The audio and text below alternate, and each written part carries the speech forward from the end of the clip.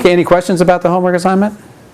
Yeah. All right. Quick one. The last problem, we had to convert pseudo opcodes into hexadecimal. Pseudo ops. Pseudo ops. Yes. Hexadecimal. Yeah. Yes. So convert. Yeah. And by the way, that is an exercise that I will promise will be on the next exam. Okay. In other words, I will give you. Well, here, let's take a look at figure 5.7, which is what we were looking at last time. And you see the assembly language program Yes. up there? You need to be able to reproduce the assembler output. Okay. But So we'll be when it given says like convert, say, So, word 3, then we have to give it a 2-byte value for 3, a 2-byte hex value for 3? Yes. Okay. Yes, and was that your question? Yes. Dot word? Yeah, so what happens if you say... Well, word wasn't the one. It was like we had to do a dot ASCII and a dot. I think there was a word actually. There should be. There's a dot byte and there's a dot word. Dot byte, dot word, and dot ASCII. Yeah, not right. And the main thing, yeah, so all those dot commands you need to know how to do. And if you want to check you can always just do it on the simulator. Put them in the assembly. Put them in the simulator and see what it does. You can always do. That's a good way to check. Actually did that this You time. did that this time. Last time I didn't. That was harder. So I mean, you can check your work by doing that, but don't just put it in and then copy it down and hand it in for your homework, because you're not going to have the simulator for the exam. So and not only that, but our project is to write an assembler, and so you have. What is the fundamental question of computer science? What can be automated? What can be automated? So before you can automate something, You have to know how to you have to know how to do it yourself before you can have the machine automate it, right? So this is why you have to know how to do that. And so, let me just mention one area of confusion that always crops up, and it's the difference between dot word and dot block. So when you say dot word, if you say dot word, suppose you say dot word 2, and then on the other hand you say dot block 2. What's the difference between dot word 2 and dot block 2? Well, what dot word 2 does is what code does it generate?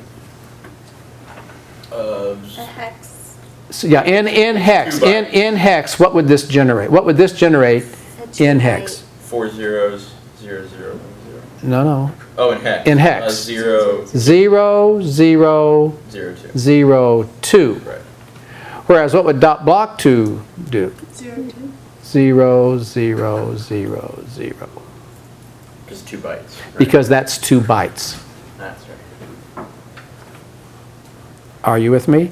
And here, how about this? Just to make this more clear, how about dot word 3 versus dot block 3? This is more obvious. Dot word 3 would generate what?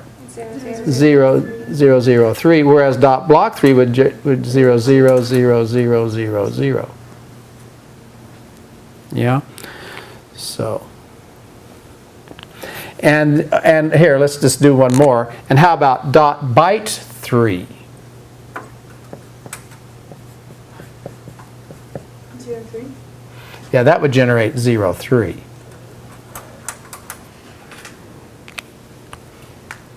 Does everybody see how that works? Are we good? Got this? Yeah. Okay. So, any more questions? All right. You can hand in your homework now if you'd like, or wait till later. Okay, so let's return now to figure 5.7 and recall now what the steps are in order to run this program. In figure 5, now what are the 3 things that a computer does? What are the 3 things that a program does? Takes input, processes it, produces output, right? And so what is an assembler? It is a what? Is it hardware or software? Software. Software. It's a program. So what does it do? It takes what? Input, processes it, and produces output. And so in figure 5.8 here, we have a diagram of what has to happen whenever you write a program in assembly language and you want to execute it. So the thing of it is that you have to do 2 computer runs. First of all, you got to run the assembler to do the translation, then you can run the program. But now think about this for a minute, you guys, because in that particular program that we were looking at before, that was the one that reversed the letters. So if the input was UP, the output was PU. So what we had to do is we had to run the assembler. Now the assembler takes the assembly language program as input and then generates the hex, the binary. Hex is just an abbreviation for binary, right? So the binary, the machine language in the output. And then on the next run, if you actually go to the app, you have to click the load option, and the load takes that and loads it into memory. Okay? But now here's the thing, you guys. Any program, before it can be executed on the machine, on the hardware of the machine, what language must it be written in? It must be written in machine language. That means that whenever we run the assembler, what language is the assembler written in when we run the assembler? Machine language. Machine language. But wait a minute. Are you going to write your assembler in machine language? No, we're writing in Java. You're going to write it in Java. So now what will you have to do? In order to actually, run an assembly language program. We should run the program we write in our program?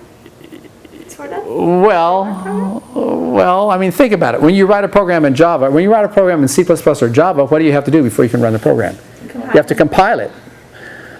So what you're going to have to do, ultimately, in the long run, somebody had to write the assembly language program in some high-level language and then compile it. Are you with me? And then but the point is, the only way a program can run on a machine is if it's written in machine language. The machine cannot execute a C++ program. Are you with me? And as a matter of fact, what kind of a machine, since you're going to write your assembler in Java, it's even a little bit more complicated than that because when you compile a program in Java, are you compiling it down to machine language? I guess, yeah. How does that work? Have you not heard of the Java virtual machine? But does that not use machine language? Well, yeah, we should actually. It strictly interpret Java. Yeah, what's the difference between an interpreter and a native code generator? Yeah, here's the way it works. What happens is, if you write a program in Java, so here's your Java app.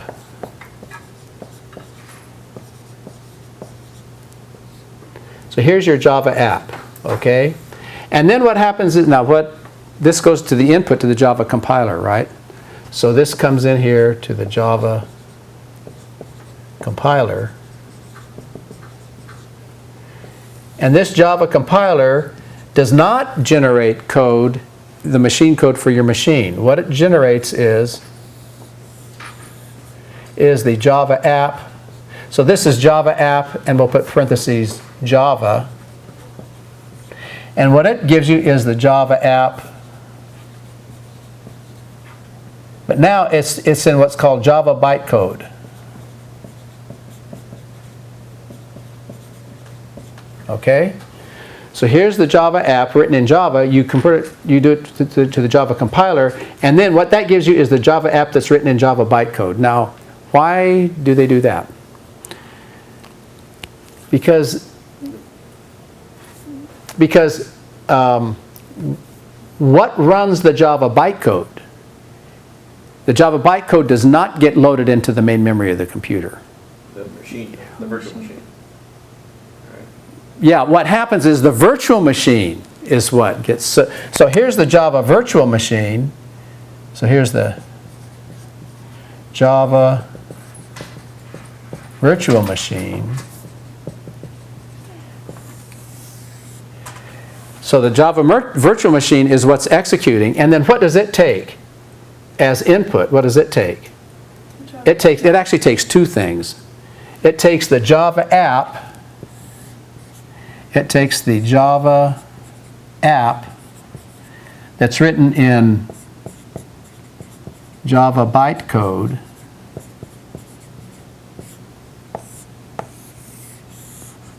and the other thing it takes is your app, is the input for the app. You see what I'm saying? So this is, we'll call this app input.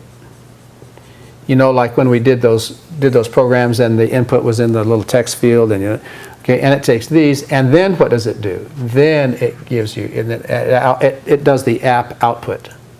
It gives you the app output. Okay, so what happens is every machine, here's why they do it like this. So if you have like a Windows machine, that Windows machine has one kind of Java virtual machine. If you have a Mac, then it has a different Java virtual machine. If you have like an ARM processor, then it's a different virtual machine. But all of those virtual machines, because for those virtual machines to run, what do they have to be written in order for them to run on those hardwares, on a Windows machine? In machine code. So this is what's running in machine code. But then it's interpreting this and taking this input and doing this. Okay, so now do you see that this is fundamentally different from figure 5.8? Because in figure 5.8, our translator translates straight to machine code. That's all we have to do. Well, you know what the machine code is. Oh, okay. Yeah, that's all. Yeah, that's all you have to do. Of course, now, actually, what I said was, now that I think about it a little bit longer, is not quite true, because instead of having a Java virtual machine, what does our code execute on? The sun. No, The it's running on your own. Oh. It's the PEP8 virtual machine. So I take it back. Now maybe instead of this being the Java, actually what we're doing is we're using the PEP8 virtual machine. So our situation is more like Java than anything else, because it's a virtual machine. All right, but does everybody understand the process? Does everybody sees how that works? Okay, so now let's do a few more programs. I don't think I'll demo this one. This is just this is that same one. Is this the same? Oh, this is the same one as up. It just reverses the letter. This just shows you that that you can have all jumbled, and it prints out a nice code. And the other thing is, another thing that this shows is that in the assembler listing, so from now on, when we look at an assembler listing, we will look at it in this format, where the object code is placed next to the instruction that generated it, okay? But of course, that's not the format that's necessary for the loader. Are you with me? So from now on, so can everybody comfortable with that? And in fact, this is the way I will ask the question on the next exam. Do we have an exam coming up here pretty soon? Next Friday. A week from today? Or Thursday. It Next says Friday Thursday. on the syllabus. Oh, but I think it's a week from today, isn't it? Okay, so when I give you, and I promise I will give you, this will be one of the questions on the exam. I will give you the program listing with nothing in that object code column, and you'll have to fill that out in hex, exactly down to the bit. Okay? And so know how to do and what you should do is you should practice translating all of our programs. You should just take them and take the listing of the programs and just, translate them. That's the best way to study for the exam. Is the .n, shouldn't that be a ZZ though? Yeah, it doesn't show up there. You could put ZZ there if you want. ZZ is actually not object code, so, it's the sentinel for the loader. It's not actually. It's not actually code. So in the test, we would just leave it blank? You could just leave it blank, yeah. If you put ZZ there, that's no big deal. Okay? Now, is everybody good? Okay, now, so the one big new idea that we're going to learn today is addressing modes. Now, so far, we have been using what addressing mode? That 001. Which addressing mode is that? That's direct. Okay? And remember, what is direct addressing? It's the operand specifier, the thing that's, well, like here on figure 5.9. When it does, the first instruction is the carry character input instruction, and it says carry 0x000D. That 0x000D, what is that? The address in memory. That is, yeah, that represents an address in memory. And that, in terms of the instruction, what part of the instruction is that? The instruction. Oh, the, Operand specifier. Operand specifier. All right, so that's the operand specifier. And in direct addressing, we wrote this on the board before. In direct addressing, what is the operand equal to? The memory sub the Operand specifier, that's right. So here it is on the next slide. Direct addressing, the operand equals mem operand specifier. So in English, what we're saying is that the operand specifier is the address in memory of the operand. Okay? And that's the memory, that's the addressing mode that we've been using all along from the beginning. So now we're going to learn a new one. Are you ready for this? The next one is called immediate addressing. Now, look at what immediate addressing is. In immediate addressing, the operand equals the operand specifier. Yeah, think about that. Mull that over a little bit. So we could just say like load 5 and it would do it? And that 5 is what would go to the accumulator. Okay. Is that cool? That's very cool. Yeah.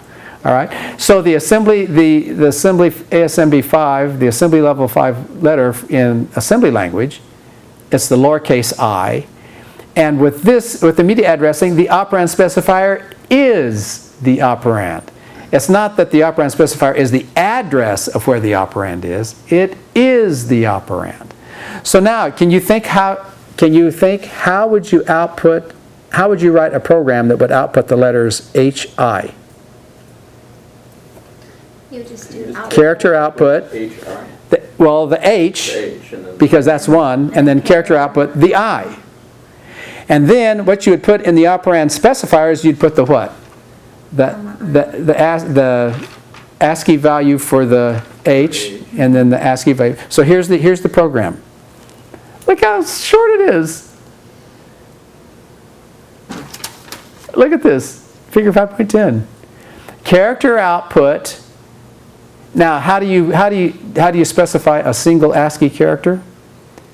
In single quotes. All right.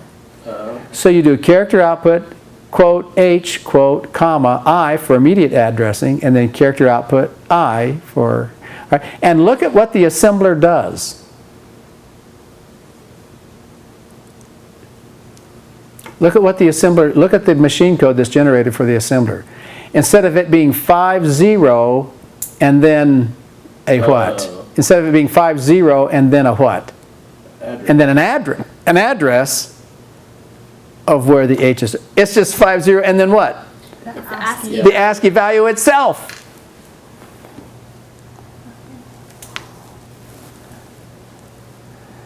Now this is really cool because which do you think is faster? This one, because it doesn't have to go all the way to memory, around the bus, boo boo. When it fetches the instruction, when it's fetching the instruction, it's fetching the data that it's going to, yeah? Mm-hmm. And so it doesn't have to go to memory to do an extra fetch. So not only is it faster, the program is also what? Shorter. So what are the benefits of doing direct? Well, think about it for a minute. If two things need to modify the same. Yeah, if something needs to be modified, and what typically in a high-level language needs to be modified? What values, the values of what need to be modified? Variables. So this doesn't work for variables. It only works for what? Constant. Constants. When you know ahead of time in the program what that constant value is. Are you with me? Is everybody good? So look, Caro, stop, end. I don't think I'll bother to demo that because it would be kind of boring. But take my word for it. It works just, you run that, high comes out. Are we good? Yep.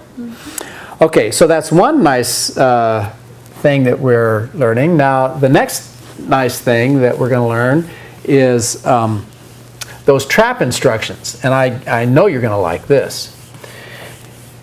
So two of those trap instructions were deci for decimal input and deso for decimal output. So here's the decimal input instruction.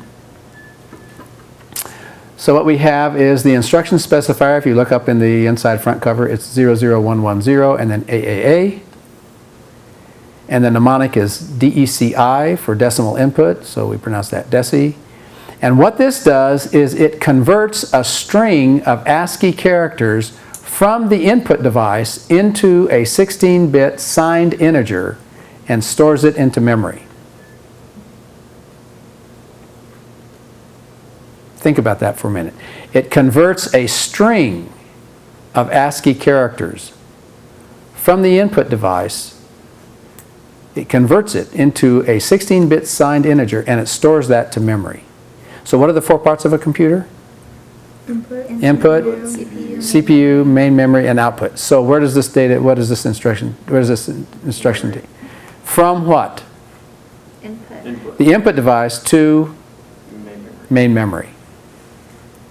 But what's it getting from the input device? Just one character? A string. A string of characters, like it could be a hyphen, followed by a 3, followed by a 6, which would represent the number -36.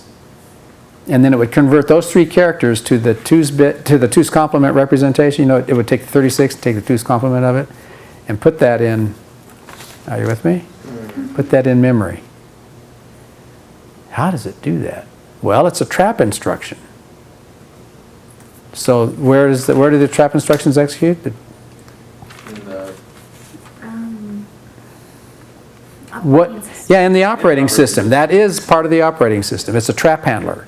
It's one of the trap handlers. Okay? Well, if there's a decimal input instruction, there must be a what? Decimal output instruction. Okay? So, a decimal output instruction has opcode 00111, and then AAA is the addressing mode. The mnemonic is DECO, so deso for decimal output. And what this does is the opposite. It converts a 16-bit signed integer from memory into a string of ASCII characters and sends the string to the output device. Okay, and again, that's a trap instruction. You would never have instructions like this in the native instruction set of the hardware. This kind of thing is always done in software. Now, there's one more feature that we're going to illustrate with the next program, and it's this. You know how if you put your data at the bottom of the program,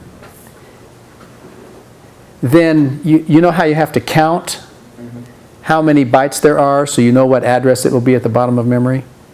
Well, there is one small way that we can kind of alleviate that problem for the time being. And that is, instead of putting the data at the bottom of the program, we could put the data where? At the top. But now, if we put the data at the top of the program, not run at the top. we have to tell it to not run at the top because it starts at the top. So we need an instruction to do what? So therefore, we won't put them at the very top. Instead, we will put one instruction at the very top that does what? Tells it to start low. That tells it to start lower. And that instruction is called the unconditional branch instruction. Yeah? And can you guess how the unconditional branch instruction works? Or not guess, can you think through? Can you reason?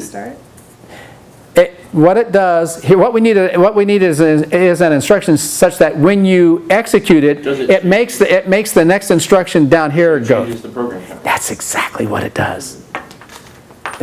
And why does it work that way? Because of the what cycle? The von Neumann cycle. Because what are the steps of the von Neumann cycle? Fetch, decode, increment, execute, repeat. So when it fetches, what does it fetch from? PC. Whatever the address of the PC. And then when it decodes, and then now when it executes, what is that unconditional branch instruction going to do? When it actually does the execution of it, what's it going to do? It's fetch, decode, increment. Execute. Now when it so it's done the fetch, it's done the decode, it's done the increment. Now when it executes, how's that branch instruction, unconditional branch instruction, what's it going to do? It's going to set the program count. Yeah, it's going to put something in the program counter. And then when you repeat, and then do the fetch, where are you going to fetch from? The program count. Yeah, whatever got put in the program counter, yeah. Now, do you see how that is very intimately connected? Here's the branch instruction. The unconditional branch instruction, the instruction specifier is, the opcode is 000010, and we only have two addressing modes we can use with the unconditional branch instruction. We can either use immediate or indexed. Okay, so we're going to do, and the mnemonic is BR, which stands for branch, and look at the RTL specification of this instruction. PC gets. PC gets the operand. So what are you doing? You're replacing the program counter with something, which means that the next time you do a fetch, it will skip to whatever address you put in there. Okay. So it skips to a different memory location for the next instruction to be executed. Is everybody clear? This is kind of how you do loops. This is way how you do loops. This is right. This is our first step towards how we do with a von Neumann machine, how we actually do loops. All right, and here's our first program that uses this unconditional branch and also that uses immediate addressing. So let's run through this program, and then we'll do a demo, and I'll show you how we can see how it works in detail. So now, what's the very first instruction in this program? Branch to where? 5. Hex 0005. Now, here's one thing. 99% of the time, the branch instruction uses immediate addressing. Okay? So here, branch instruction, BR instruction. Okay, so it has what we call a default addressing mode.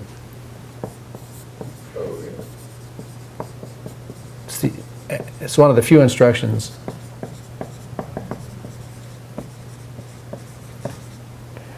Okay, so what happens is if the addressing mode is missing, is omitted, then it automatically does immediate. Okay, default addressing mode is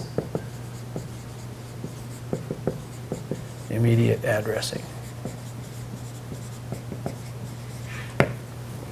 So does everybody see how that works? In fact, if you want to, you can put "I" in there and the program will still work. But you don't have to. What if you did comma D? What if you didn't do immediate?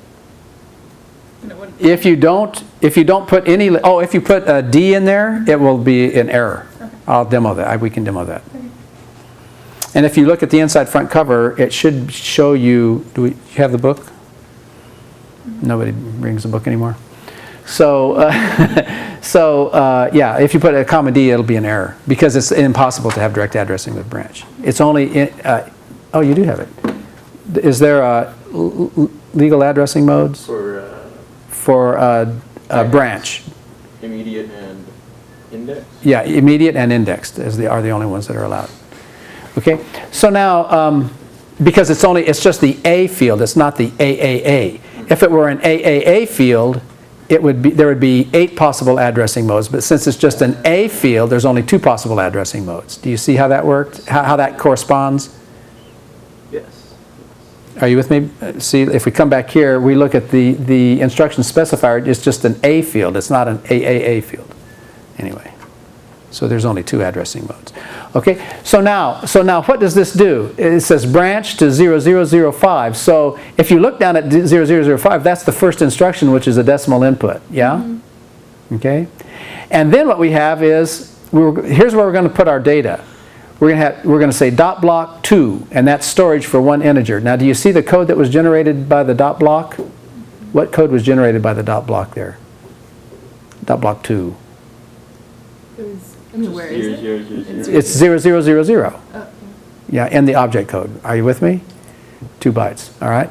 And now look at what this program does. It does decimal input to where? To 0003, okay, which is what we reserve for our data. And then decimal output, so whatever number, let's suppose the input is negative 479. Then it will take that, the deci takes the hyphen, the 4, the 7, and the 9, converts it to an integer and stores it there at that memory location. All right, and then what? Decimal output, so we output. So what comes out is negative 479. And now we're going to output character output space. Do you see how that worked? Space plus space 1 space equals space. So that's going to print out space 1, yeah? And now what are we going to do? Now what we're going to do is we're going to do load accumulator from 0003. So that takes the number we loaded. Are you with me? And then does what to it? Adds 1. But now adds 1, what addressing mode? Immediate. Now it's our new immediate addressing mode. Are you with me? So that, yeah, so look at the code that's generated on the add. It's 70, but then what? 0001. It doesn't go to address 0001 to do the add. It's that 1 it is the operand. Okay? The 0001 is the operand. Okay, so it adds that one to, and then what does it do? Store accumulator to 0003. And then decimal output, so that decimal outputs the sum, and then we stop. Now, you should be able to, if I gave you that program and did not give you the object code, you should be able to write down every single one of those object code given the table, of course. And we'll have the Given the addressing tables. mode table. And you will have the addressing mode table too. And the ASCII value table? And the ASCII value table. Lots of tables. You will also have the memory map. Okay, so all of that stuff. But the one thing that you won't have, that you need, the one part of the computer that you won't have is the CPU. You won't have a diagram of the CPU. Do you remember the register? Do you remember what's in the CPU? Maybe we should review that. Have you memorized that yet? Okay, let's go through the CPU. What was there at the very top? Oh, the NZVC bits, that's 4 bits. Okay, and then what? One No. of the register. Registers. What was the first The accumulator. accumulator, and then then- the index register. and then the index register. And then I don't remember. Yeah, we need to memorize them, so let's start memorizing them now. The memory? No, memory is another part. Remember, it's The next, is it the instruction? The instructions?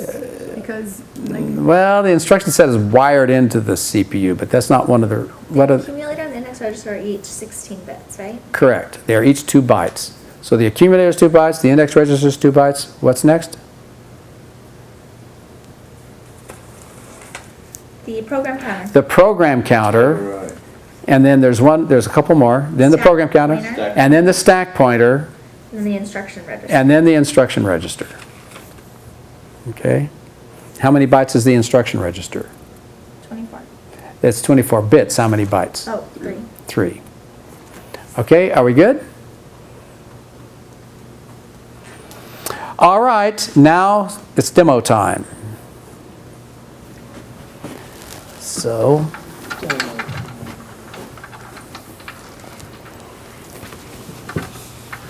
let's do our demo. Okay, so here's the start of the demo. And someone was asking how you could clear the bits out of memory. There's a clear memory function that you can do. So here we will take a look at all 3 parts of the computer. Okay, and now one real slick feature that I want to show you is if you go to the help system here, all the examples in the book, even the assembly language examples are here. So that was figure 5.11. So here's figure 5.11, and we have this slick little copy to source. So here is the program as if we had typed it, all right? And now what we do is we want to debug it, so first we'll assemble it. So here, if you mouse over this, where's my little mouse over?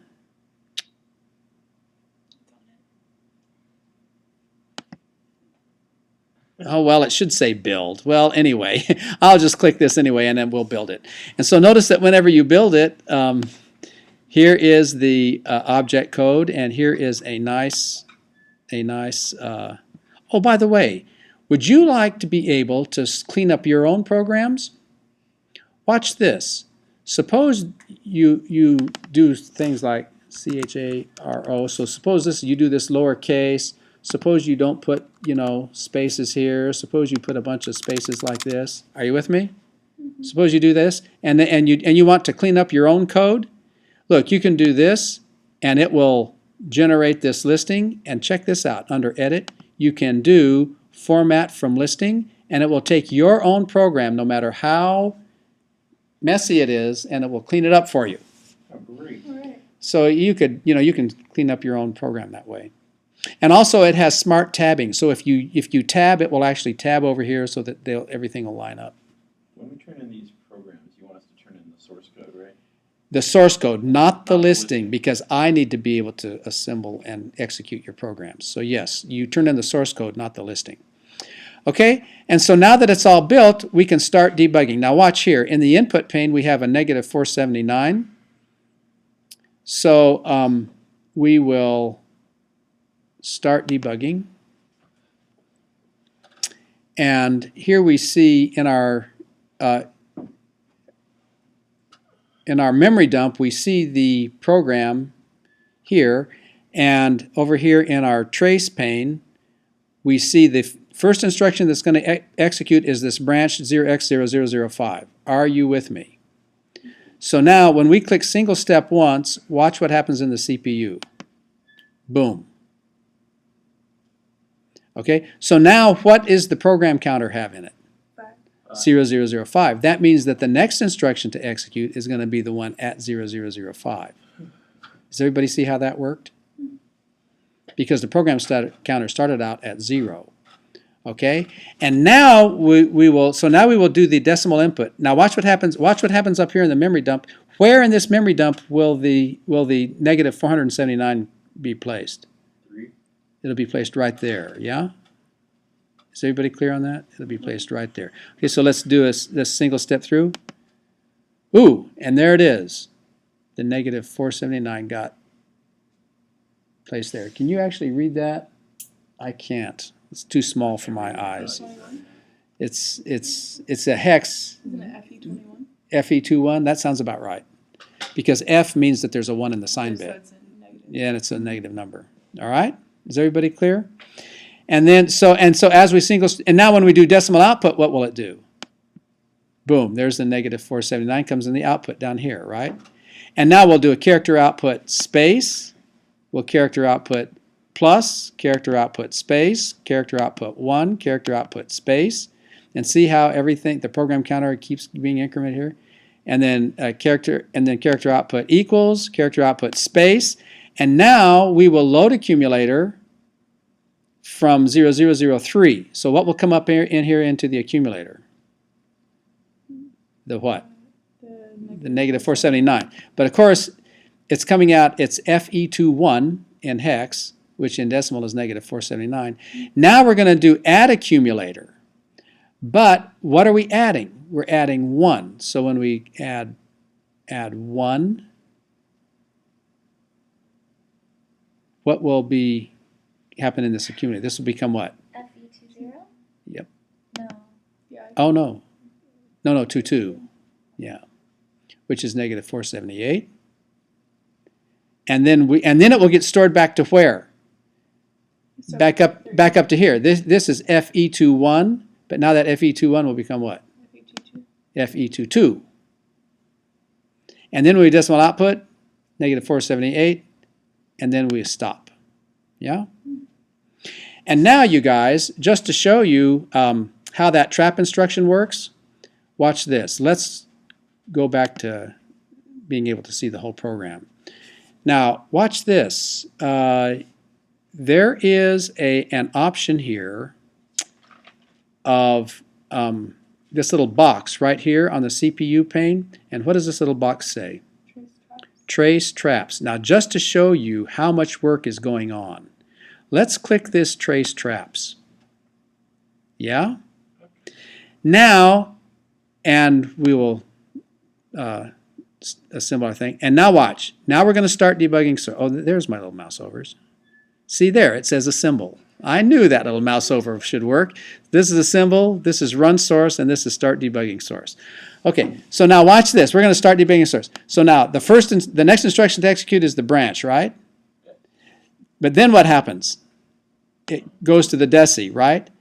But now, what really happens when you execute deci? Watch this. Boom! What in the world is this? This is the first instruction of the what? The trap handler. Now watch how much. Watch how much has to happen. Okay, it doesn't load by. Boom. It has to figure out. It has to go and figure out which instruction caused the trap. So here it's figuring out which instruction caused, Right. and it's using direct addressing, right? So it had to figure out that it's using direct addressing, okay? Sub SP, blah, blah, blah. Now it's doing and now it's doing some more stuff, and it's doing all this stuff. It's doing all this stuff. I'm doing all this stuff. And what's it doing here? It's doing some. Oh, what did we have up here? What it was doing here. When we were up here, it was doing the deci instruction, right? So it's doing the deci instruction. So here it's inputting all. So here it's doing, is it minus? Here it's checking the sign. Here it's doing a digit calculation. Here it's doing something else. Here it's doing the digit. It's processing the next digit, maybe the 7. Oops. Okay. Here it's going. Now it's doing the next digit, and now it's setting the NZ. See the Z bits. No, this is in the operating system. We are tracing through everything that has to happen with that deci instruction in the operating system. This is the trap handler. And now it's exiting deci, and now it's returning, and now watch. And now, boom. It did all of that to get that negative 479 and convert it and get it into the memory. But now what's the next instruction? Decimal output. So what happens? Boom. Oh, now it goes back to the trap handler. Now we have to figure out which one it is. Now we have to do and here now it figured out that it's the decimal output. Now watch what happens. And there's the hyphen on the output. Okay, and so now it has to go through another part of the loop and figure out this next thing, blah blah blah, blah blah blah. And now it has to figure out now what comes out. What's going to come out? Oh, well, the hyphen came out first. Okay, and now it's got to figure out the 4, and now it's got to go through another loop and figure out the 7. Where's the 7? Holy cow. 7, there's the 7, there's the 9. Now the +1 equals, and now what is this? Another decimal output, right? For the, my goodness. Here, let's just do resume. Boom. So, how's that? What does resume do? Oh, whenever you're single stepping through and you just want to resume, finish it, yeah, you can just resume. Yeah? Okay. That's the end of the demo. Okay, so that concludes the demo.